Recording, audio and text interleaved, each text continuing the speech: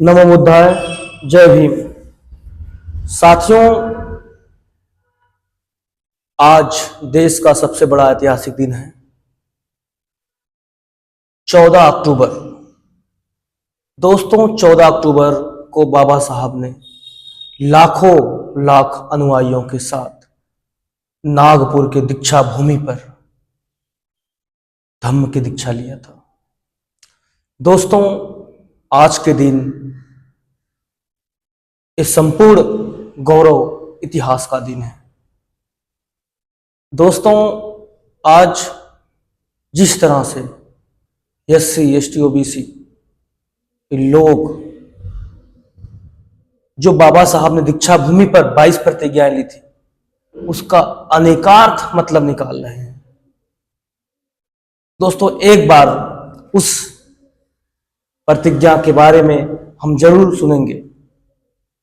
मेरे प्यारे भाइयों और बहनों, मैंने हिंदू धर्म का त्याग कर दिया है और मैं महान बुद्ध और उनके धर्म को गले लगा रहा हूं, जो ज्ञान, समानता, सदाचार और करुणा पर आधारित है।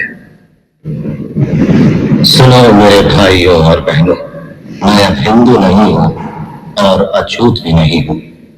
मैं एक मुक्त मानव, एक आजाद इंसान जो उस हानिकारक समाज व्यवस्था का गुलाम नहीं।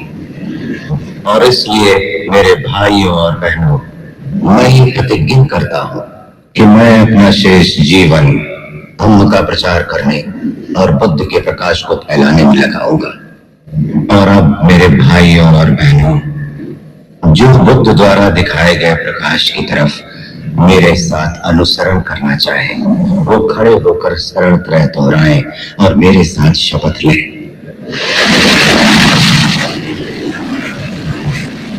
भगवान बुद्ध के बताए हुए 10 नीति वचनों का पालन करूंगा।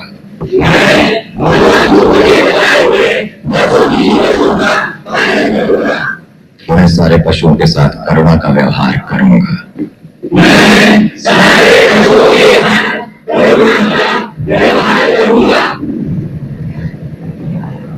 मैं सारे मनुष्यों को एक समान समझूंगा।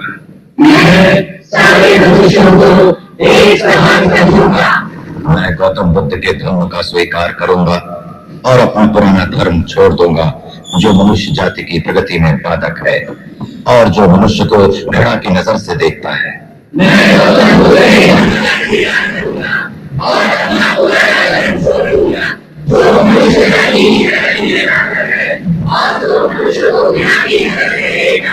उसके साथ मेरा नया जन्म होगा। मैं न तो हिंदू देवताओं की पूजा करूंगा और न ही हिंदू कर्म कांडों का पालन।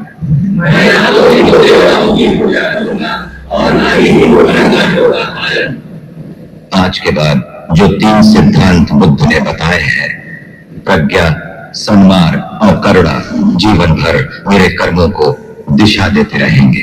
आज के बाद जो 3 सिद्धांत बुद्ध ने बताए हैं, प्रज्ञा, सन्मान और करुणा, जीवन भर मेरे कर्मों को दिशा देते रहेंगे।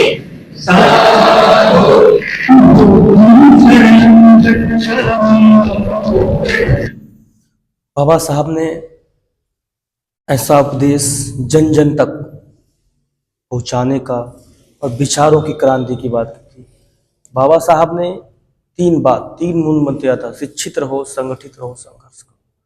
दोस्तों, शिक्षित मतलब अवेयरनेस। आप किसी चीज को अच्छे से जानो, मानो मत। जब तक उसको आप जान नहीं पाओ, तब तक उसे मानने का प्रयास मत करो। कोई बनाई हुई व्यवस्था को पूरी तरह से नहीं मानना चाहिए।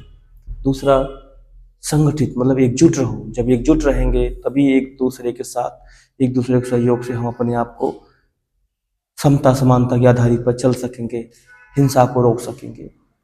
संघर्ष, उन्होंने किसी लड़ाई के लिए, किसी आंदोलन के लिए नहीं बोला है।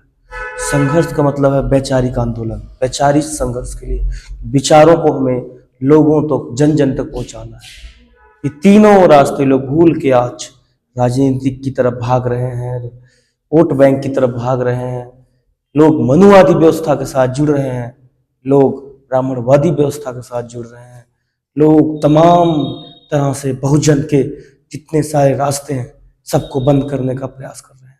तो दोस्तों, हमें इस बात को समझना होगा, इस देश के अंदर विचारों की व्यवस्था जब तक नहीं होगी तब तक इस देश का कभी भला नहीं हो सकता। धन्यवाद। नमो बुद्धाय।